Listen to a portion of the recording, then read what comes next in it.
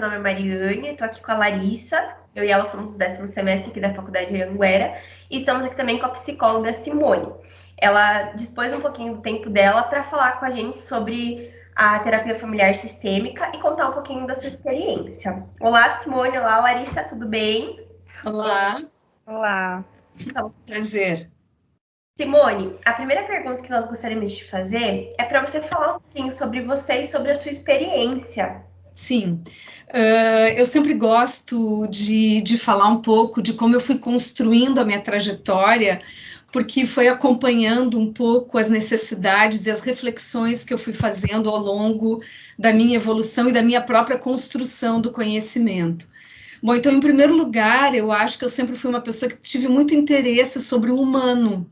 Eu gostava de gente, eu tive essa mania de gostar do ser humano e ter muita curiosidade por gente. Então, por gostar de gente, eu acabei me interessando por fazer psicologia, e eu fiz o curso de psicologia, e no primeiro ano que eu entrei na psicologia, eu também fiz, no ano seguinte, um curso para entrar no curso de artes dramáticas. Então, eu tinha, desde cedo, esse profundo interesse pelo humano. Então, eu escolhi duas faces do mesmo universo de interesse, que era a psicologia, que é um pouco o lado dos bastidores, e eu sempre digo, e o teatro, um pouco o lado da cena, do drama humano. Então, eu fiz paralelamente os dois cursos, o curso de psicologia e o curso de teatro. Terminei o curso de psicologia e sempre gostei muito da área de infância e adolescência. Aí eu fui fazer uma especialização para trabalhar com infância e adolescência. Essa especialização era muito dentro de um enfoque predominantemente psicanalítico. Mas dentro dessa formação estavam chegando alguns profissionais que estavam fazendo formação de terapia de família, tanto na Argentina como nos Estados Unidos. E neste curso eu tive aula com esses professores. E a partir deste aprendizado se descortinou para mim a grande alternativa que ajudava a complementar todas as faltas que eu sentia na abordagem predominantemente psicanalítica de infância e adolescência. Então, terminada essa formação de infância e adolescência, eu fui direto seguir no estudo da visão sistêmica. E a visão sistêmica também entrava como uma luva dentro de uma perspectiva social, ideológica e cultural, que para mim é muito importante. Ou seja, não só trabalhar intrapsiquicamente, mas também poder trabalhar no contexto interacional. E o interacional é a família, a cultura, a sociedade, a história. Então, para mim foi muito importante me dar conta de como a gente tem que inserir o indivíduo com toda a sua singularidade, com toda a questão psicológica, mas também dentro do seu contexto cultural. Objetivamente, eu trabalho no meu consultório, sou uma das coordenadoras do curso de terapia de família do Instituto da Família de Porto Alegre, assim como eu também coordeno o curso de arte-terapia. Nessa área familiar homoafetiva, quais são outros fatores que trouxeram essa motivação para você também? Na realidade, assim, não foi uma intencionalidade. As coisas, de alguma maneira, foram aparecendo, né? Eu tive muitos pacientes individuais que não chegavam pela questão homoafetiva, chegavam no meio de seus dramas emocionais, também aparecia a questão homoafetiva, a questão homossexual, todas as pressões sociais, e eu acho que eu sempre me senti muito à vontade, por uma ausência profunda de não ter preconceito. Então, mesmo eu não sendo uma pessoa que tem uma experiência de homoafetividade pessoal, eu acho que os meus pacientes sempre se sentiram muito à vontade de poder dividir esses dramas, né? Então, eu comecei atendendo muitos pacientes individuais, adultos, que falavam, enfim, das suas questões, a partir dos seus conflitos, tanto internos como externos. Eu trazia os companheiros, então eu trabalhava também os namorados, os seus amores. Então eu fui, a partir de um olhar individual, eu também fui ampliando para a questão relacional dessas pessoas e, eventualmente, fazendo também pontes com a família. O fato de eu também trabalhar com os adolescentes, houveram muitas situações que, no meio do seu processo de construção de identidade, aparecia a inquietação da sua identidade. Então, muitas situações, esses pacientes iam descobrindo, iam trazendo ao longo do processo de terapia as suas escolhas, as suas necessidades. E aí, muitas vezes, no caso até de adolescentes, depois eu tinha que chamar o irmão, a mãe, o pai, como ajudar esse adolescente a revelar para a família, como ajudar a família a dar suporte para a família. Enfim, então foi acontecendo muitas situações assim. E até algumas situações específicas, por exemplo, de famílias que eu atendia, e depois os filhos falavam do ponto de vista do seu olhar para os pais. Filhos que depois descobriam que os pais eram homossexuais ou tinham relações homoafetivas, várias vezes. Eram filhos de pais, enfim, numa relação heteroafetiva, e depois os pais se separam, o pai traz uma nova escolha amorosa, esse filho fica muito atrapalhado. Então eu também, a partir do olhar dos filhos olhando para os seus pais.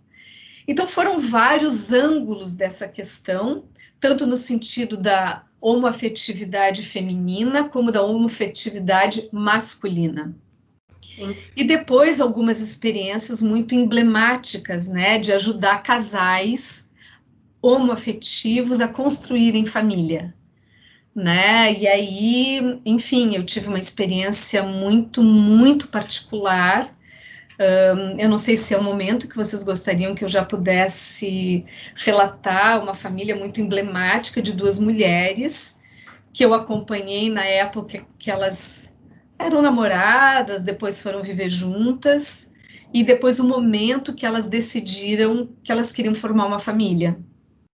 Então, todo o trabalho, assim, da ideia da construção da família, de que forma elas poderiam ter esses filhos, né? Toda a discussão de que jeito se chama um terceiro, se faz por inseminação artificial, todo o processo de discussão, até a decisão de encontrar o ginecologista que pudesse aceitar, fazer toda essa construção, né? Então era muito interessante, porque alguns hospitais aqui, a ginecologista aceitou fazer o processo de inseminação, mas alguns hospitais não permitiam que fosse feito, porque eram hospitais católicos que não permitiam.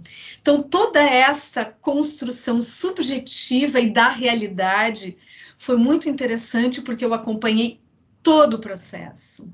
Até o momento de engravidar, até o momento de acompanhar toda a gravidez, até a questão burocrática. Foi a primeira dupla homoafetiva que pôde construir na identidade da criança o nome das duas mães na carteira de identidade. Então foi um momento histórico fantástico, de que elas puderam ter na carteira de identidade da criança, na certidão de nascimento da criança, da menina quando nasceu, o nome das duas. E todas as questões que tiveram, quem gestava, quem vai ter o gene da criança, quem não vai ter, enfim. Então, este foi um caso que eu acompanho até hoje. Essa menina que nasceu já tem, acho que 11 anos. Então, foi há 11 anos atrás, e depois essas duas mães tiveram mais duas gêmeas, mais duas meninas que hoje estão com 4 anos. Então, é uma estrutura familiar onde, na realidade, eu aprendo muito. A gente está construindo uma série de questões na sociedade, na escola, dentro da família, dentro delas mesmas, que tem sido muito interessante a experiência. E Simone, falando nisso, você tem algum dado ou você sabe nos informar como que hoje os estudos eles trazem para a gente essa questão da homofetividade? Como que isso se apresenta? A gente consegue estudar sobre isso? A academia está se aprofundando sobre a homofetividade ou não? Como que é? Eu acho que começam a surgir mais trabalhos. Eu acho que ainda tem pouco tempo, né, de observação de como essas famílias, né, estão se construindo. Até um dos propósitos que eu tenho é realmente poder escrever sobre esse trabalho, até porque se sabe que o desenvolvimento cognitivo e afetivo dessas crianças é completamente normal e saudável, né? Tanto do ponto de vista de relacionamento, de processo de aprendizagem. Tem algumas questões, mas ainda muito novas. Então, assim, eu acho que são experiências que não têm muito tempo de observação, né? Essa menina hoje é uma pré-adolescente, né? Onde ela trouxe para a família e, consequentemente, trouxe também para mim algumas questões que eu não pensava, né? Ou pensava hipoteticamente, né? Quando essa menina pergunta, e o meu pai? Quem é o meu pai? Como ajudar essas mães a se preparar para poder falar quem é o pai do ponto de vista biológico, né? Onde ela perguntava, por que eu tenho duas mães? Né? Até uma ocasião ela trouxe uma situação muito interessante, que ela era pequenininha e ela na escola ia uma mãe buscar, a outra mãe buscar, e que uma vez as criancinhas perguntaram por que só ela que tinha duas mães e todos eles só tinham uma. Aí teve uma crise na turma, porque eles também queriam ter duas. Eles não queriam ter um pai e uma mãe, eles queriam ter duas mães também. Ainda bem, né?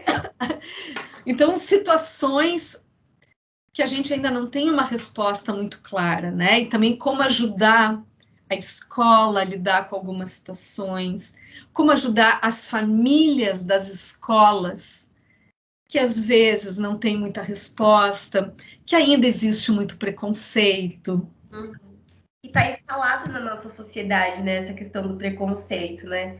E é até engraçado você comentar das crianças, porque a gente percebe a pureza. A criança não nasce preconceituosa, tá na estrutura familiar, né? Sim, tá dentro do olhar, né? Desse olhar. Tanto é que muitas situações que ela me comentava, que ela estava na pracinha e a menina estava brincando no escorregador e ela dizia assim, tá ali as minhas mães.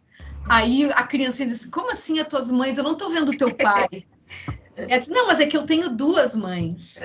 E, então, questões também entre a função de cada uma delas, como também poder trabalhar entre elas, que não é uma questão de quem é mais feminina e masculina, mas que funções cada uma exerce, né? E falando sobre essas dificuldades também na adoção, desculpa já, queria falar assim, quais outras dificuldades, por exemplo, que um casal homoafetivo ele encontra no momento e após a adoção de uma criança, por exemplo? Eu acho assim, eu acho que não tem dificuldades muito diferentes do que um casal que adota uma criança ou que tem um filho. Aliás, tem uma psicanalista que diz uma coisa muito interessante, que ela diz que, na realidade, todos os filhos são adotivos. Não basta gerar, a gente precisa adotar. Então, esse processo de adotar um filho, seja biológico, seja por inseminação artificial, seja adotado, né, bebê com 2 anos, com 5 anos, é o processo de realmente acolher amorosamente esse ser, com toda a complexidade que é. Então, eu não vejo que tenha uma dificuldade específica de casais homoafetivos. Eu acho que é sempre um grande desafio a gente se abrir para acolher uma nova vida. e todo o processo de se doar para entender quem é esse ser, como que na minha parceria a gente colabora para poder ajudar esse ser se desenvolver. Então, eu vi, por exemplo, nessas duas mulheres, uma foi a que gestou, né? Uma foi a que amamentou, né? A que gestou foi a que amamentou. Então, acabava se estabelecendo coisas em comum que eu via com casais heteroafetivos. A que sempre amamentou tinha mais dificuldade do desmame, a outra que acabava fazendo o terceiro, vamos lá, já está na hora. Então é interessante porque o que ficou claro para mim, mais do que a questão da sexualidade, era a questão das funções que se estabelecem. Independente se eram duas mulheres ou dois homens, né? São as funções que acabam se estabelecendo e se definindo. Legal. E você comentou sobre os processos, né? Como isso é uma coisa que é muito pouco falada, até que para muitas pessoas é, nossa, que escândalo, porque não sabe como lidar com isso. As famílias homoafetivas, elas têm hoje direitos? Por exemplo, a primeira grande coisa foi a possibilidade de gerar, né? De gerar através de um processo de inseminação artificial. Então, no caso, esse passou a ser um direito. Ela queria gestar, ela tinha uma saúde, né, ginecológica, ela podia, e ela optou pela inseminação artificial. O que é uma grande questão quando ela decidiu que ela não gostaria de conhecer o doador. Então, ela foi para um banco de sêmen de São Paulo, ela não queria conhecer, então isso já é era um direito. Então ela foi nesse banco de sêmen, ela pesquisou e ela decidiu que era uma pessoa, era um húngaro, se eu não me engano, era um europeu, porque ela não queria nunca saber quem era o pai, né? Então, isso hoje foi um primeiro direito, né, a possibilidade de ir num banco de sêmen e de fazer inseminação artificial dentro de um hospital, dentro de um consultório médico. Ela teve o filho num hospital tradicional daqui de Porto Alegre, com direito a visitas, a tudo. Esse caso também, como eu falei para vocês anteriormente, ela pôde fazer a certidão de nascimento constando o nome das duas mães, foi uma das primeiras situações onde isso foi possível, e foi muito interessante as questões que apareceram nessa situação, porque a mãe que não gestou, ela disse assim, pô, eu não tenho nada de sangue com essa criança. Quem tem de sangue é a mãe que gestou e o doador de sêmen. Eu não tenho nada sanguíneo, eu quero ter direito sobre essa criança. Então, foi muito importante a discussão de que ela tem um direito legal sobre essas filhas, né? Então, essa também é uma conquista, não só da sociedade do ponto de vista social, mas do ponto de vista legal. Até eu estava lendo os temas de interesses de vocês, e um dos temas que aparecia era a monoparentalidade, que também é um tema super interessante. E eu tinha lido muito sobre essas questões das novas configurações familiares, e tem um autor francês que ele falava que ele achava que essa expressão não era melhor. Não existe monoparentalidade. Qualquer criança é fruto de um gene de uma outra pessoa. Existe solo parentalidade. Solo no sentido que sozinho tu segue no processo de educação dessa criança, mas do ponto de vista genético, ninguém é monoparental. Todo mundo herda um gene de alguém. Sim. Seja de uma relação de um dia, seja de um... não importa. Mas todo mundo tem um gene que vem de um outro ser, né? Portanto, se sabe que podem ter memórias, né? Ou coisas que vêm daquela outra pessoa que por muito tempo vai ser desconhecida. E esse é um dos grandes desafios, né? Quando começar a se perguntar, eu sou parecida com quem? Eu não pareço com nenhum de vocês dois, eu me pareço com quem? Né? Então, é como se falta um pedaço na informação. E essa é uma questão muito importante de poder trabalhar com essas pessoas que têm essa experiência, porque provavelmente essas crianças vão em algum momento perguntar.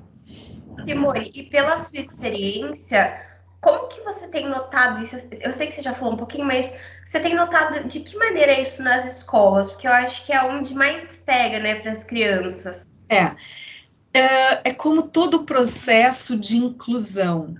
Ele começa pelo conceitual e depois ele vai se tornando afetivo. Mas, assim, existem escolas mais abertas do que outras, né? Escolas menos marcadas pela questão religiosa. São escolas que estão se trabalhando para, de fato, poderem ser profundamente acolhedoras. Porque é uma busca isso, é uma busca. Gera um estranhamento que as escolas, por mais abertas que sejam, nem todas as famílias estão preparadas para esse tipo de experiência. Então, as escolas fazem, enfim, uma mediação com as famílias, com as crianças, a ideia de poder trabalhar com as crianças, a coisa da diferença, não só a diferença pela questão de uma criança ter duas mães, mas a diferença, quem tem síndrome de Down, quem tem problema motor, quem tem todas as diferenças. Então, é o grande tema da humanidade, é como acolher profundamente as diferenças. E a escola é esse universo afora a família que a gente é confrontado, né? Então, as escolas também têm um grande desafio. Por exemplo, a questão de mudar as festas.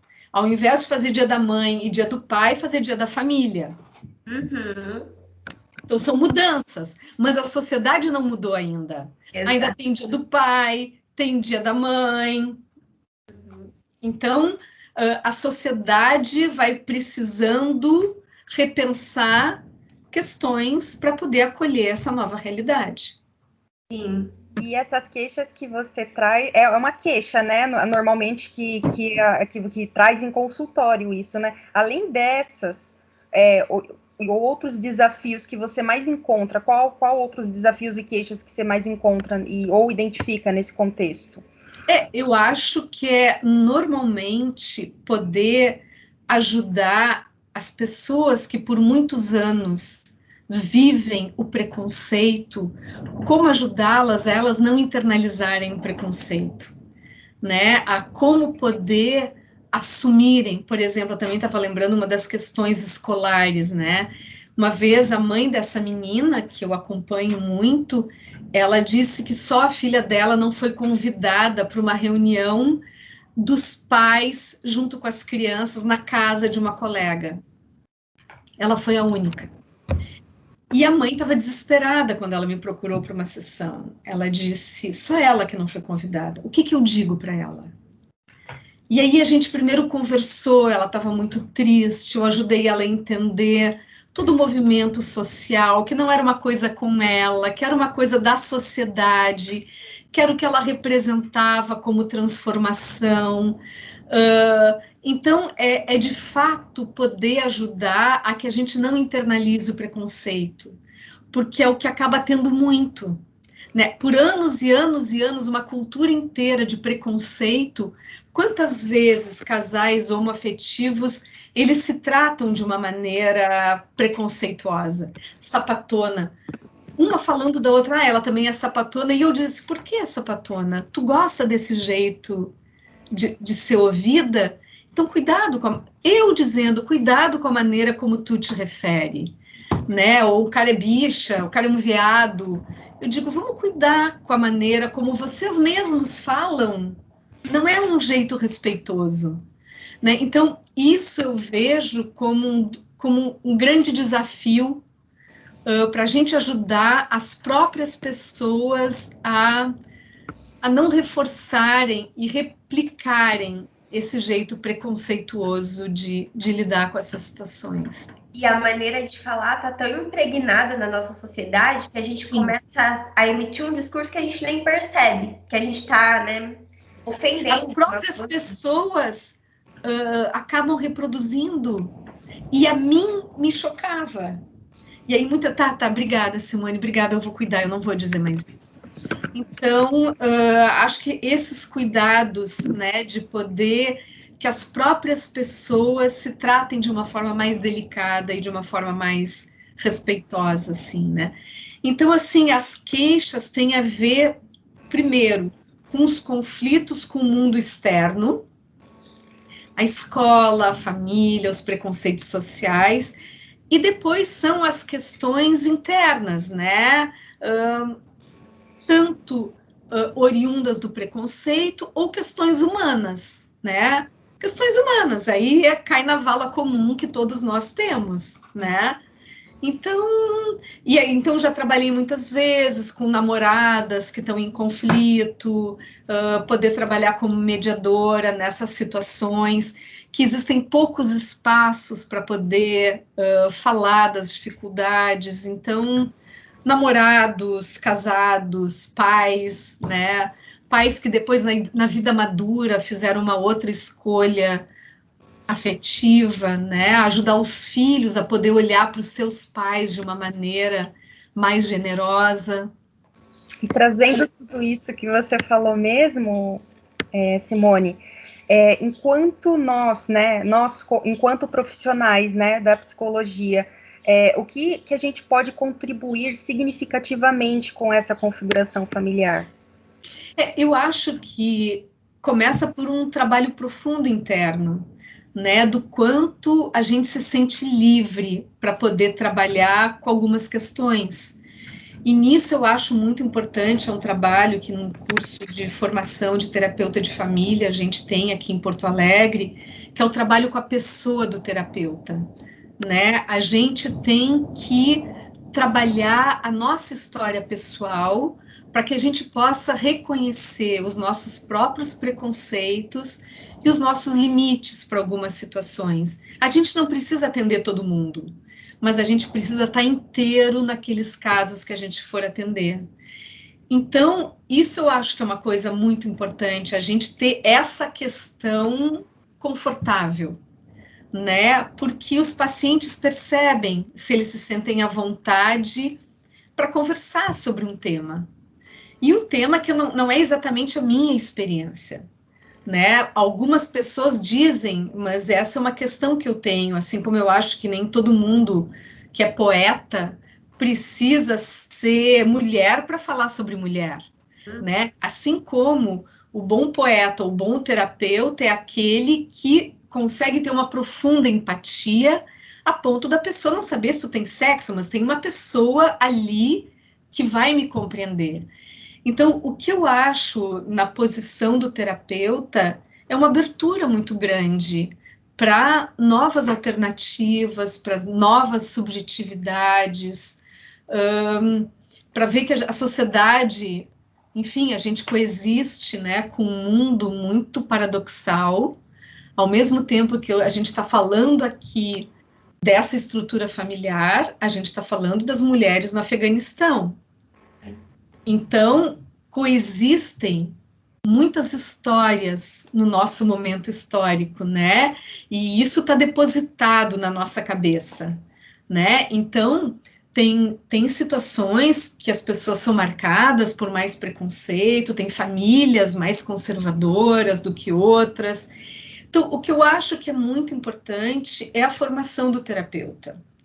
E a gente ser muito honesto com a gente mesmo e do quanto a gente tem que estar inteiro para poder ajudar na clínica. Se a gente não está inteiro, a gente não consegue permitir que o outro se coloque de uma maneira também inteira.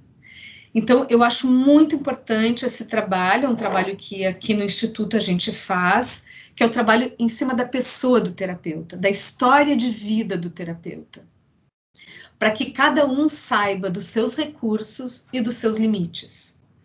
Então, eu acho que é um grande desafio para o terapeuta, para o aluno que está em formação, se ouvir, né, e saber onde que ele se sente, enfim, inteiro e honesto para poder trabalhar com as pessoas. É um tema que eu estou há mais de 40 anos ligada à terapia de família, e eu cada vez mais, eu acho que a experiência da pandemia mostrou mais ainda o quanto a visão sistêmica ela nos ajuda a entender o mundo e a tudo que está acontecendo, e o quanto a visão sistêmica ajuda a entender toda a crise que teve dentro das famílias ao longo da pandemia, para mostrar o quanto nós não somos indivíduos isolados e o quanto que acontece com um, de alguma maneira, respinga no seu sistema mais direto, na sua vizinhança, na sua comunidade. Então, mais ainda, eu acho que é um conhecimento muito importante. Ampliar o conceito de subjetividade. A subjetividade está para além da nossa singularidade, mas está para além, assim.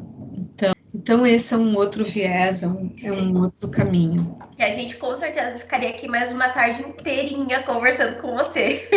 Bom, quem sabe no outro momento a gente pode trocar mais coisas, assim. Muito, muito obrigada, viu, pelo seu tempo, pela disponibilidade, por falar disso tão abertamente, de uma maneira tão clara que qualquer pessoa possa ouvir, entender. Um abraço na turma de vocês, tá? Até mais, Simone. Tchau, tchau. Tchau, Larissa. Tchau, Mariane. Até logo. Até. Até mais.